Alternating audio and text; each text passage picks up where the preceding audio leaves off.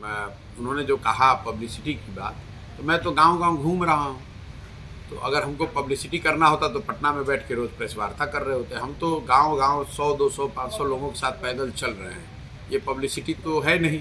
और अगर पब्लिसिटी है तो आप लोग देख ही रहे हैं। चंपारण एक दिन 2 दिन चलने की बात नहीं है। अगर पैदल चलने से पब्लिसिटी मिल रही है तो मैं उनको भी सुझाव दूंगा कि वो भी पब्लिसिटी के लिए पैदल चलना शुरू करें। कम से कम जनता का कुछ भला हो जाएगा। चंपारण की स्थिति क्या है अभी विकास का? आप तो भ्रमण किए, कई पंचायतों नहीं, में देखिए संपर्क 20 दिन मेरा चलने का जो अनुभव रहा उसमें ये एक बात तो क्लियर है कि जो सरकारी दावे हैं विकास के, वो ज़मीनी हकीकत उससे बिल्कुल अलग है।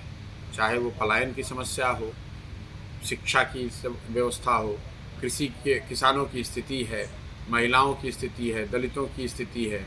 हर चीज़ पे जो सरकारी दावा है और जो ज़मीन पर हम लोग देख पा रहे हैं उसमें ज़मीन आसमान का फ़र्क है। इसके लिए सर सरकार को क्या कुछ देना चाहेंगे आप? सरकार को मैं यही कहूँगा कि जो पटना में बैठ के या ऑफिसेज में बैठ के जो दावे किए जा रहे हैं उन दावों को सही मानकर अपना पीठ थपथपाने के बजाय सरकार को ज़मीन पर उतरना चाहिए, देखना चाहिए। और इसके लिए किसी आंकड़े और किसी जांच की ज़रूरत नहीं है।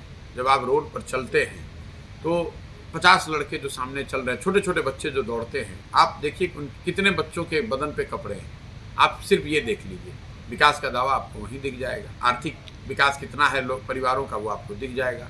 जब आप 10 स्कूल में जा रहे हैं तो वहाँ पर न शिक्षक है, न बिल्डिंग है, न बच्चे हैं, तो उससे आपको दिख जाएगा कि शिक्षा व्यवस्था में क्या हो रहा है। इसके लिए किसी जांच की ज़रूरत नहीं है, किसी कमेटी के रिव्यू मीटिंग की ज़रूरत नहीं है।